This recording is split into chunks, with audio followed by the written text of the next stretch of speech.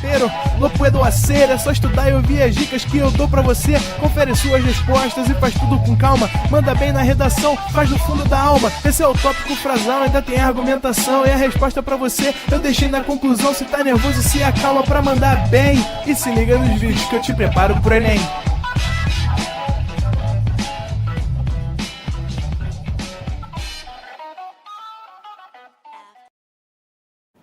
Estamos ao vivo, estamos de volta, Vieira. Fala galera, fala indivíduos, fala alunos do ProEnem, sempre um prazer inenarrável estar com vocês mais uma vez para a gente falar hoje sobre existencialismo. E aí, a gente ao falar sobre esse conceito, né, ao falar sobre existencialismo, é importante a gente entender algumas coisas. Primeiro, existencialismo é uma corrente grande da filosofia, formada por muitos autores, mas quando a gente pensa ela acerca do vestibular, isso tanto pensando em vestibulares estaduais, que vocês possam vir a fazer, e até em relação ao Enem, ela sempre cai de forma genérica. O que é o existencialismo? E quando não cai de forma genérica, cai a partir de um autor, que é a figura de Jean-Paul Sartre. Então a aula de hoje vai ser uma aula em que a gente vai falar do existencialismo de forma geral, mas que vamos especificar, direcionar a teoria desse francês chamado Jean-Paul Sartre. Beleza? Primeira coisa a te explicar é quem é o Sartre, né? Sartre é esse rapaz aqui, né? Não é a pessoa mais bela do mundo, né? Tinha um olho aí um pouco estranho, mas é um cara legal, juro pra você. E o Sartre, ele é um cara que nasce em 1905 e ele morre em 1980. E por que eu tô contando isso pra você? Porque repara que o Sartre nasce no comecinho do século XX e ele vai escrever a sua obra ao longo do restante desse século XX. Então Sartre é um cara que com 9 anos de idade vê a Primeira Guerra Mundial estourar na Europa. O Sartre é um cara que vê Paris sendo ocupada na Segunda Guerra Mundial por Hitler. Sartre é um cara que observa toda a Guerra Fria acontecendo. Sartre é um cara que vê o nazifascismo ascendendo.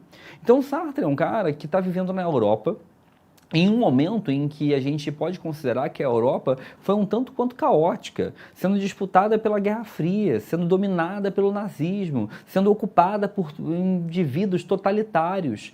Então a verdade é que o Sartre vai acabar tendo a sua obra, vai acabar tendo a sua teoria muito influenciada e muito de alguma forma inspirada por esses acontecimentos históricos. Sartre é um dos maiores autores do século XX, conjuntamente ao Foucault, conjuntamente ao Habermas, a gente pode considerar aí que são os maiores autores desse século. E o Sartre é um autor tão importante, tão relevante, que ele vai servir de inspiração para muita gente, né, que vem depois dele, acaba sendo um autor que inspira muitas teorias filosóficas posteriores. E aí vamos lá. Sartre também é famoso por ser um bom frasista. E quando eu falo que ele é um bom frasista, é porque algumas frases do Sartre ficaram muito famosas. E na aula de hoje, eu vou te explicar um pouco dessas frases e vou tentar te apresentar um pouco a teoria dele a partir dessas frases. Que frases são essas? O homem está condenado à liberdade. O existencialismo é um humanismo. A existência precede a essência. O homem primeiro existe, depois se define. Quando a gente fala que o Sartre é um existencialista, a primeira coisa a você entender é que quando eu falo para você que ele é um existencialista, é porque ele acredita nessa frase aqui, ó, que a existência precede a essência.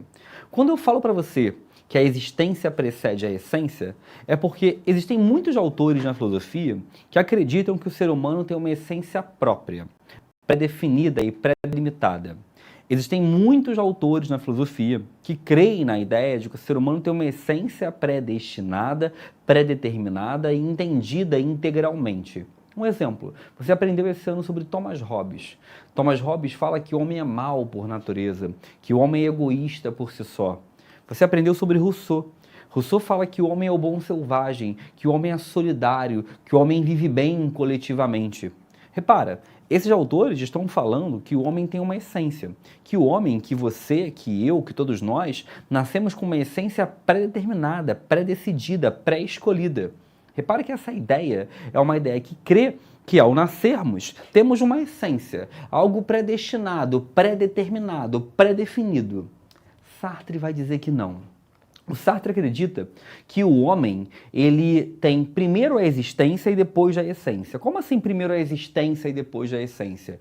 Sartre vai acreditar que o homem formula quem ele é, o homem forma a sua essência, o homem forma quem ele vem a se tornar existindo. Então, quando ele fala que a existência precede a essência, o que ele quer dizer é que primeiro eu existo, depois eu me defino.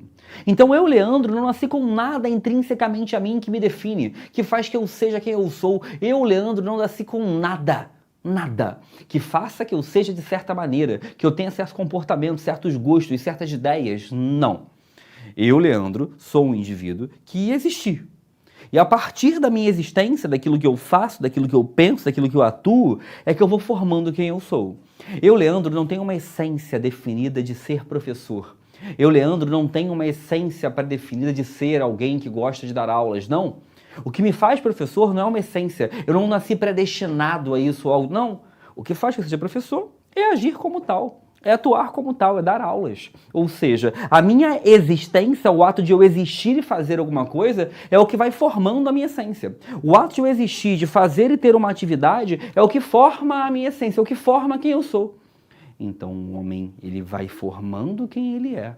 Ele vai formando quem ele é a partir da sua existência, a partir daquilo que ele faz, daquilo que ele pratica. Então por isso que ele fala que o homem primeiro existe, depois se define. O homem primeiro existe, primeiro ele vive, depois ele cria a sua essência. Então o Sartre é um autor existencialista porque ser existencialista é acreditar nessa não essência humana. É acreditar que o ser humano nasce sem essa essência prévia, predestinada, predeterminada, e que ele forma essa grande essência em si a parte da convivência, a parte do cotidiano, a parte do seu dia a dia, a parte do que você vem a realizar, a partir de como você vem a atuar, de como você vem a vivenciar a realidade dentro da sociedade. Uma outra coisa importante sobre o Sartre, sobre o existencialismo, é que o humanismo, e essa frase aqui já é outra, o existencialismo é um humanismo.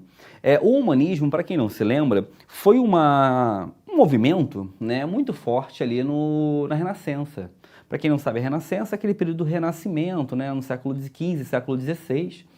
E o humanismo ele tinha como sua grande prática, né, valorizar o homem. Valorizar aquilo que o homem faz, valorizar as obras de arte, valorizar... Gente, agora eu tô com o aplicativo Fortune of Ginza.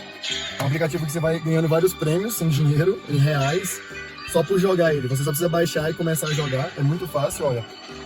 Eu tenho 5 rodadas gratuitas e já consegui 1.100 reais, gente. Eu não tô acreditando. Ainda tem mais 2 rodadas grátis, vamos ver. 1.175. E agora mais uma rodada grátis. Prêmio. Olha isso. Ganhei R$7.005 e 13 rodadas grátis. Aí eu clico em retirar dinheiro aqui. Já cai imediatamente no meu banco. Só preciso digitar a senha. E vamos ver se foi mesmo. Ó, cassino, R$7.005. Muito fácil, já precisei baixar e começar a jogar. E é super divertido também. Tô muito feliz, galera. Indico demais o aplicativo pra vocês, pra conseguir começar a ganhar dinheiro e ficar rico. Nem sei nem com o que gastar esse dinheiro. Muito obrigado a todo mundo.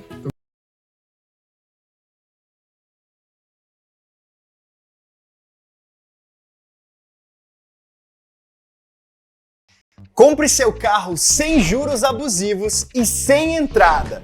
No mês de aniversário, o consórcio digital Maicon liberou o Vem Fazer a Festa, uma oferta imperdível para você realizar a sua conquista de uma forma ainda mais em conta. O nosso presentão é uma condição especial para você pagar metade da parcela do seu consórcio até a contemplação. Vale lembrar que o ano todo o Maicon já é 50% mais barato que os outros consórcios e até 3 vezes mais barato que o financiamento.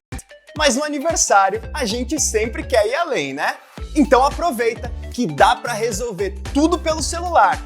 Clica aqui no link e já faz a sua simulação. O nosso aniversário veio para realizar o seu desejo.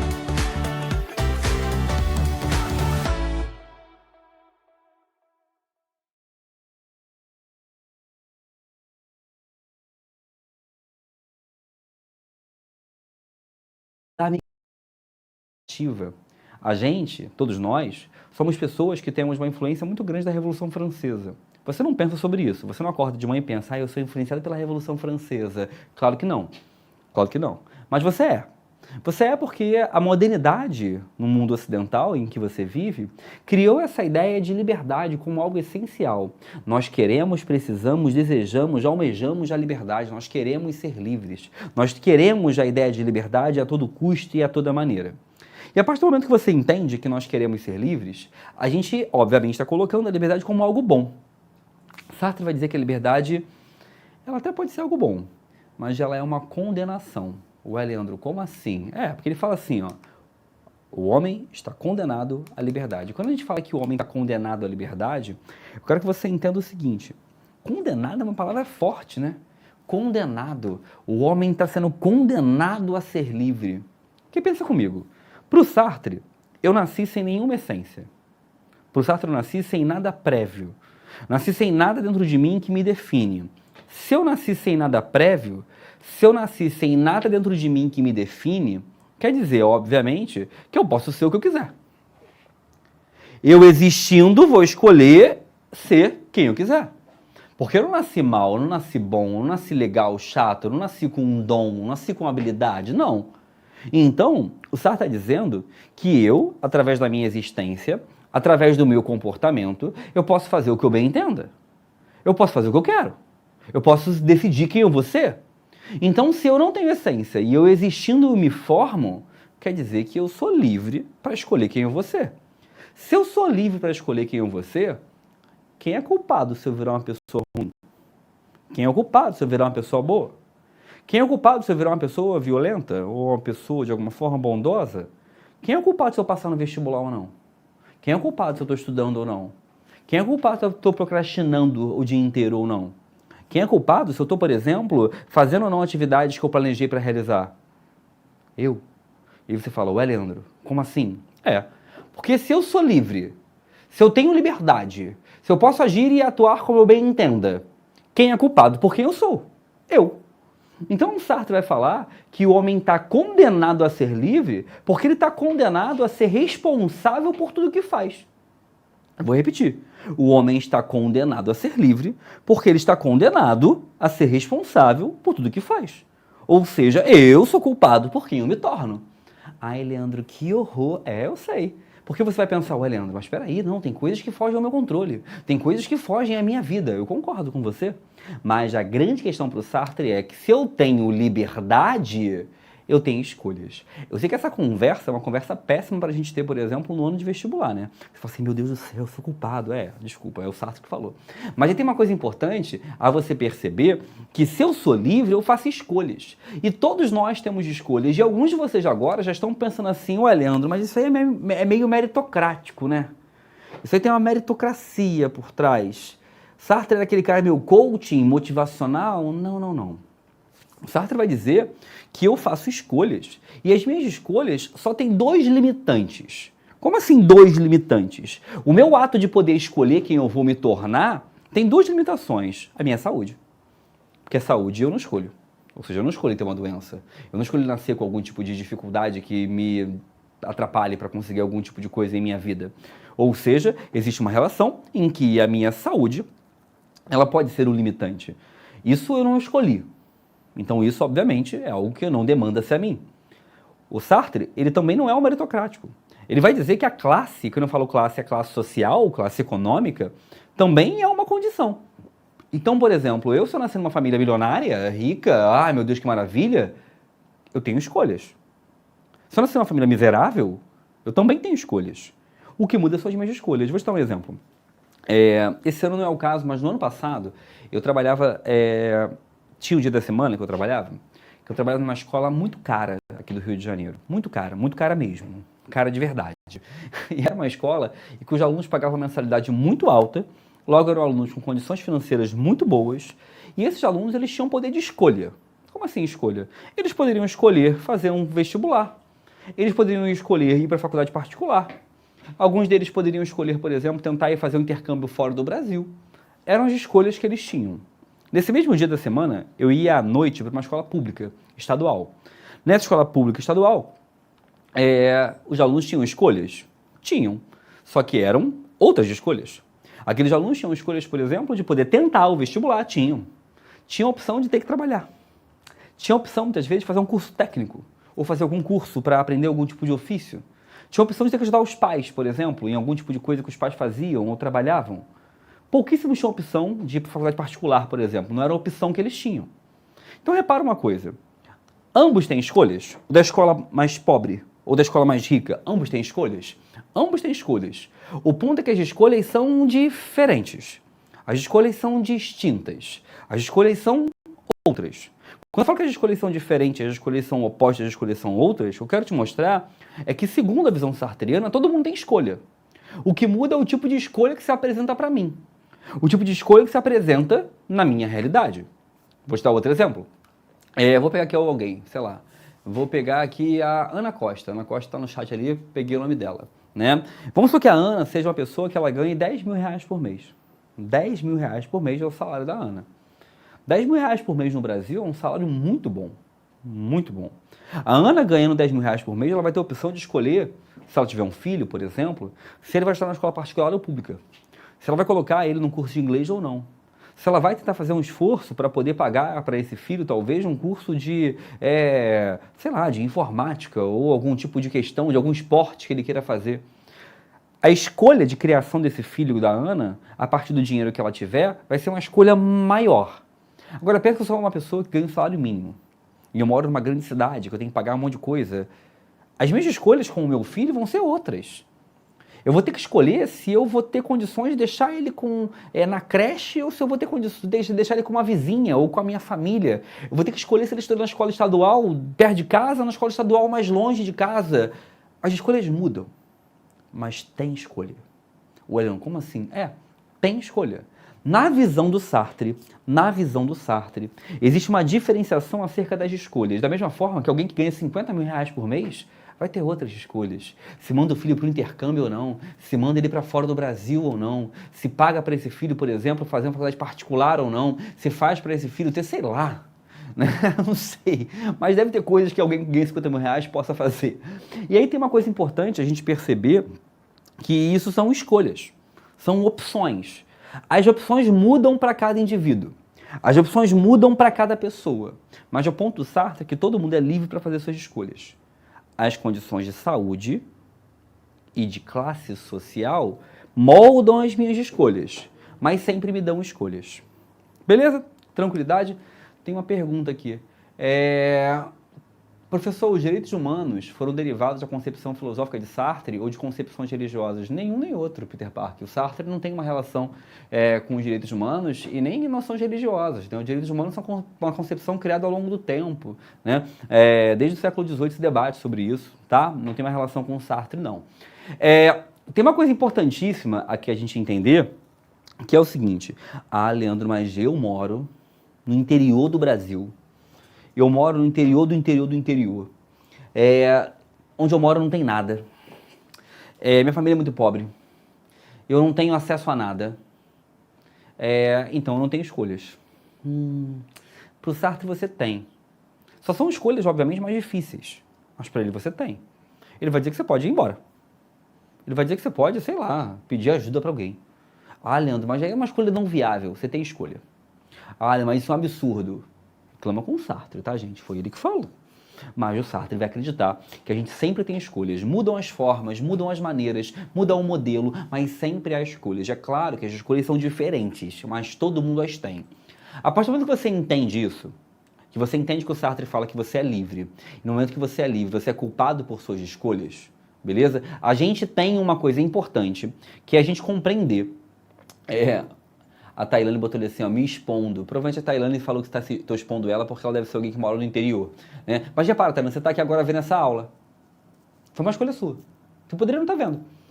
Obviamente, você, por estar vendo essas aulas ao longo do ano, você tem mais chance de passar no vestibular. Repara, foi uma escolha que você fez. Então, você está escolhendo estar vendo as aulas ao invés de ver um vídeo no TikTok, por exemplo. Você está escolhendo, por exemplo, estar aqui ao invés de estar fazendo outra coisa. É uma escolha. Então, essas escolhas, elas podem, obviamente, mudar quem você venha a se tornar. Então, o ponto do Sartre é esse. Todo mundo tem escolhas. Beleza? Uma coisa importante é que essas escolhas, elas não são fáceis. Não são. Deixa eu te dar um exemplo. Alguns anos atrás, eu trabalhava numa escola aqui do Rio de Janeiro, que é uma escola que eu estava há muitos anos. Eu era professor dessa escola já tinha 7 anos, né? Eu trabalhava lá há muito tempo, mas a escola pagava muito mal. Muito mal. Mas eu trabalhava lá há muito tempo e eu conhecia todo mundo, eu sabia que não iam me demitir porque eles gostavam de mim, então eu trabalhava lá há muito tempo, beleza? E aí apareceu uma oportunidade de uma outra escola. A outra escola pagava mais, né? Era uma escola que tinha um salário um pouco melhor, mas eu ia ter que largar aquela escola que eu trabalhava há muitos anos. Eu fiquei numa senhora dúvida, porque ao mesmo tempo que eu queria ganhar mais, ganhar um salário melhor, eu também não queria largar aquela escola onde eu sabia que eu era bem visto, que todo mundo me conhecia, que eu estava lá há muitos anos e por aí vai. Eu acabei escolhendo ir para outra escola, para tentar ter um salário melhor. Mas repara, essa escolha é uma escolha que, segundo Sartre, sempre vai gerar uma angústia. Por que vai gerar uma escolha, vai gerar uma angústia? Eu não entendi, Leandro, porque olha só, a angústia para o Sartre, ela nos acompanha. Ela nos acompanha o tempo todo. O tempo todo. Porque ele vai dizer que sempre que a gente tem que fazer uma escolha, toda escolha é uma abdicação de algo. Toda escolha é o ato de você deixar de escolher outra coisa. Então, se a escolha é o ato de deixar de escolher outra coisa, toda escolha gera uma angústia.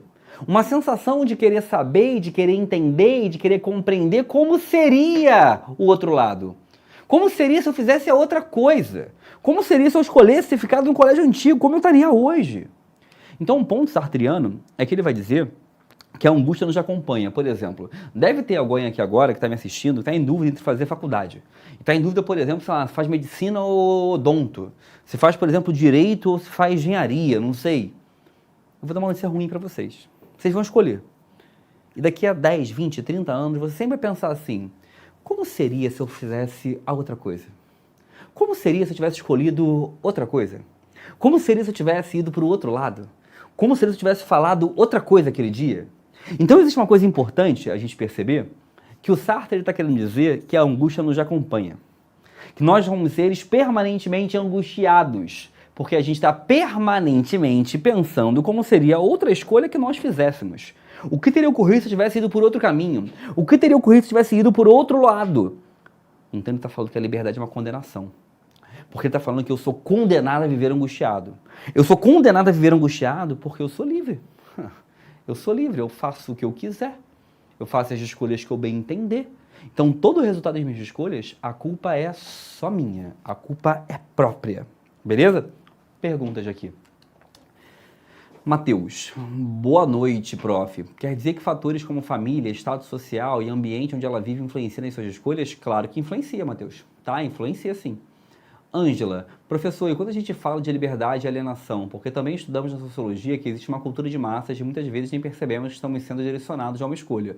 Mesmo assim, continua sendo culpa a decisão do eu? Sim, Ângela. Para Sartre, continua sendo. É claro que ele vai dizer que as classes sociais elas vão ter um processo em que, devido à sua condição econômica, você acaba tendo um direcionamento para certas áreas. E essas escolhas ficam mais limitadas, mas mesmo assim para ele ainda existem escolhas.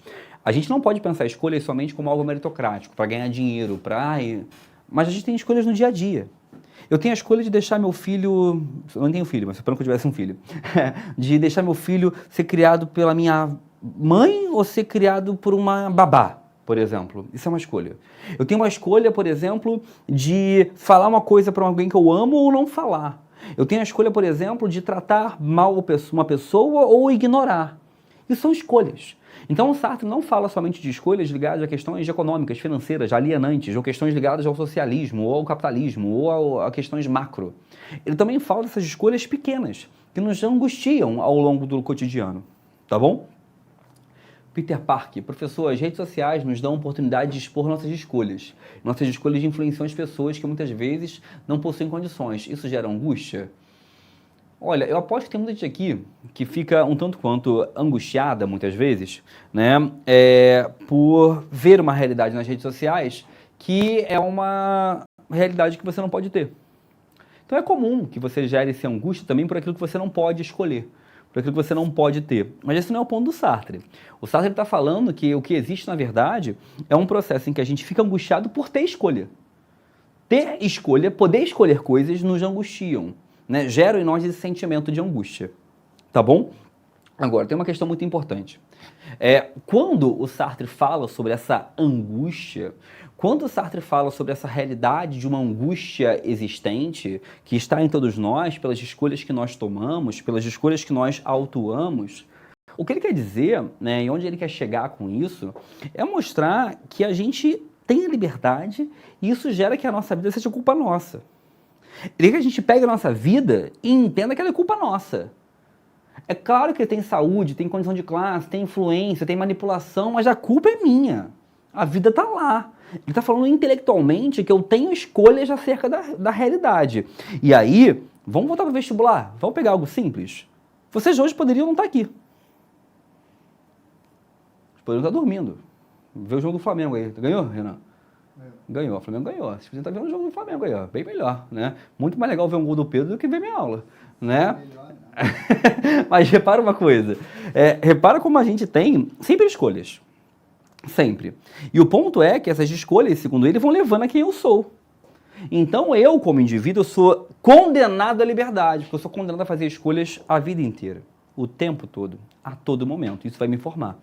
Então isso vai fazer que eu seja quem eu sou. As minhas escolhas vão levar a isso. Porque o meu amanhã é indefinido. O que vai acontecer amanhã, depois de amanhã, é indefinido. Porque eu só vou saber o que vai acontecer depois de eu escolher. E aí eu vou descobrindo permanentemente. Não tem garantia. Não existe garantia para as coisas. São as minhas escolhas que vão me levar até lá. Beleza? Tranquilo? Caleb, professor, para Sartre, a essência muda com o tempo? Se assemelhando ao que Heráclito disse lá atrás, de se modificar com o tempo. Caleb, para ele, a minha essência muda conforme eu vou vivendo. Conforme a minha existência. Não é igual ao Heráclito, porque o Heráclito estava com outro foco. Ele estava falando de movimento, né? De que eu mudo o tempo todo, permanentemente. Para o Sartre, eu vou mudar se eu fizer novas escolhas. Se eu, obviamente, existir de forma diferente. Se eu atuar, se eu viver de forma diferente. Aí eu vou me tornar um ser diferente. Tá? Tem uma coisa aqui importantíssima, né? Que o Sartre fala para nós. E eu quero agora a atenção de você de novo. Que é o ato de má fé. Sartre acha que a gente... Olha, eu quero agora vocês atentos. Olha pra cá, acorda! Sartre vai dizer que é muito ruim pensar tudo que ocorre em minha vida, a culpa é minha. É muito ruim. É muito ruim você ser culpado por tudo que ocorre em sua vida. Então é muito comum que os indivíduos comecem a responsabilizar algo fora de si por quem eles se tornam. É muito comum que os indivíduos comecem a culpabilizar algo externo a mim por quem eu venho a ser. Então é muito comum que eu fale assim, não, eu sou assim, é porque é meu ascendente, sabe? Eu sou do signo de tal e, meu ascendente faz que eu seja assim, teimoso. Sabe, eu sou assim por causa desse meu jeitinho, é por causa da minha lua, meu sol, é Mercúrio retrógrado. Eu tô numa fase ruim porque é Mercúrio retrógrado. Pro Sartre, não. Pro Sartre, sempre que eu culpar algo fora de mim por quem eu sou, eu tô agindo de má fé. Então, se eu falar que eu sou assim porque Deus quis, se eu falar que eu sou assim por causa de alguma escolha divina, seja de horóscopo, de Deus, seja pela lua, pelo vento, pela alguma coisa, pro Sartre não dá. Leandro, mas sabe, é porque quando Deus me desenhou, ele estava namorando, sabe? E aí ele me fez dessa forminha. Não. Pro Sartre, não. Pro Sartre, a gente não pode culpabilizar algo fora de nós por quem nós somos. Nós não podemos culpar algo externo a mim por quem eu sou. O ser humano tem que ser responsável por quem ele é. Ele tem que assumir essa responsabilidade. Então, segundo Sartre, eu não posso culpar a Deus, eu não posso culpar o destino, eu não posso culpar ao outro. Sempre que eu culpo ao outro, sempre eu culpo a outra pessoa, ou a um Deus, ou a alguma coisa além de mim, eu estou agindo de má fé. Para ele ser um ato de má fé. Para ele ser um ato em que eu estou, de alguma forma, responsabilizando algo além de mim. Porque eu preciso entender que eu sou quem eu sou por culpa minha. Que eu escolhi, eu cheguei onde eu estou por culpa minha. Se a vida está maravilhosa, a culpa é sua. Se ela está uma droga... Foi mal aí, tá, gente? Não é para ser uma aula depressiva, não. Mas pro Sartre, a culpa também é sua. Se não for uma condição de saúde, se não for uma condição de classe, Ah, Leandro, mas o Sartre, ele não fala sobre doenças, ele não fala, por exemplo, sobre questões como a depressão. Fala, ué, saúde envolve isso, gente. Então essas condições para ele fogem ao nosso controle, beleza. Agora, se não é uma condição de doença, para ele existe uma relação aí que é fundamental a gente entender de responsabilidade do indivíduo. Então, eu vou ser agora eu só estou dando para vocês aqui é quase um coach ao contrário, né? Mas assim, para o Sartre, se você passar ou não no vestibular, culpa é sua. É a responsabilidade sua, você não pode culpar ninguém fora de você. Ah, mas é que, sabe, eu não tive acesso à educação. Ah, Leandro, mas é que Deus naquele dia poxa, ele não era o plano de Deus para mim. Para o Sartre não é bem assim que funciona. Porque para o Sartre eu tenho que ser responsável. Então se eu não passei, a culpa foi minha, eu vou fazer por onde passar. Se alguma coisa de errado aconteceu na minha escolha que eu fiz, é porque a escolha foi errada e agora eu vou tentar consertar. Então existe uma coisa para o Sartre que é a gente se responsabilizar pelas escolhas que nós tomamos. A gente se responsabilizar pelas escolhas que nós detemos. Se eu, por algum motivo, não me responsabilizar, é um ato de má fé. Se eu, por algum motivo, não me responsabilizar, é um ato de má fé. Porque eu estou culpando ao outro por quem eu me torno. Olha essa tirinha aqui do Calvin. Para quem não sabe, essa tirinha, chamada Calvin and Hobbes, é uma tirinha muito famosa, né? Que é um menininho que fala com um tigre de estimação, como se fosse possível, um tigre de pelúcia, né? E aí o Calvin fala assim: hoje no colégio tive que decidir se ia colar na prova ou não. E aí o Calvin fala: me perguntei se era melhor ser honrado e reprovar ou se era melhor copiar e passar. E aí o Calvin depois diz: por um lado, o êxito não merecido não me satisfaz, mas por outro lado, um fracasso merecido, tampouco. Quase todo mundo trapaceia uma vez pelo menos. As pessoas burlam as regras e acham que podem se dar bem, mas claro que isso não justifica a minha trapaça. Então pensei, colar numa prova não é para tanto, não se prejudica ninguém. Porém, logo me perguntei se estava racionalizando minha negativa, aceitar as consequências de não ter estudado. No mundo real, as pessoas interessam o êxito, não os princípios. Mas quem sabe o mundo não é um desastre por causa disso? Que dilema. E o que você decidiu? Nada. Acabou o tempo. Entreguei a prova em branco. Pode tomar isso como uma vitória moral? Bem, me parecia errado colar em um exame de ética. Apesar de ser uma tirinha e ser obviamente uma brincadeira, uma criança nem falaria assim, mas o interessante aqui é a gente perceber que a decisão, a escolha, optar por fazer algo ou deixar de fazer, é sempre algo muito difícil. Optar por fazer algo ou deixar de fazer é sempre algo muito complexo. E optar por escolher algo ou outro, para o Sartre sempre vai gerar angústia. E a angústia faz parte da vida. Nós temos que aprender a conviver com ela. E a angústia faz que a gente entenda que essa liberdade é uma condenação. Que a gente ser livre pode parecer bom, mas a gente ser livre também faz de nós responsáveis por quem nós somos, por quem nós nos tornamos. E aí, muitas vezes, tentando fugir da realidade, você tenta culpabilizar algo externo. Tenta culpabilizar algo de fora. Para ele não dá. Porque para ele a gente tem que ter a responsabilidade fundamental de culpabilizar a si mesmo. Entender que nós somos culpados por quem nós somos. Eu aqui agora estou encerrando com vocês um ciclo muito grande. Vocês ao longo desse ano acompanharam aí muitas aulas minhas, né? A gente está há 32 semanas tendo aulas de filosofia e de sociologia. E por mais que a gente vai se ver ainda, não é uma despedida total, a gente tem mais uma semana, que é a semana, começa, né, a partir de semana que vem, nossa reta final, depois vai haver a semana de véspera, depois existe o aulão de véspera, a gente vai se ver no gabarito, tem muitas coisas ainda para acontecer, mas mal bem é um fim de um momento que a gente está passando matérias novas, né? E é um momento longo, né? Vocês ficaram comigo ao longo de muito tempo, são muitas semanas da gente falando, conversando. E eu sei que para muitos de vocês, filosofia e sociologia não são as matérias mais legais. Ficar debatendo sobre o que um monte de gente velha pensou, o que um monte de sociólogo chato ficou olhando para o mundo, pode não ser a coisa mais interessante do mundo. Para muitos de vocês, eu sei que é chato, nem interessante. Mas para muitos de vocês, eu sei que é legal. Ou que vocês se interessam, ou que vocês gostem. Ou se não gostassem, pelo menos eu quero tentar ou acreditar que você gostou um pouquinho mais.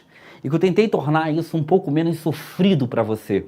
Afinal de contas, de estudar, a gente sabe que às vezes é cansativo, gera esforço. Então, lá no começo do ano, para quem está aqui desde o começo, talvez se lembre. Na minha primeira aula eu falei que eu tinha um objetivo.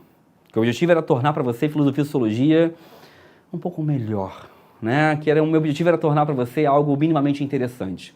Eu espero verdadeiramente que eu tenha conseguido, que eu tenha despertado em você, gerado em você algum interesse em relação a essas matérias que para mim são maravilhosas. Eu quero muito que vocês também tenham achado ao longo desse tempo. A gente está se despedindo temporariamente, mas a partir de semana que vem começa a nossa reta final. Começa o nosso processo de revisão. Eu espero muito poder contar e ter com vocês aqui, revisando com a gente para poder fazer uma prova maravilhosa lá no começo de novembro. Um forte abraço para vocês, foi um prazer inenarrável mais uma vez e até a próxima. Valeu! Assista nossas aulas a hora que você quiser. Vem com o Pro, o cursinho online que mais aprova no Enem. Assine em proenem.com.br. We gotta celebrate the beauty of the world that keeps on giving.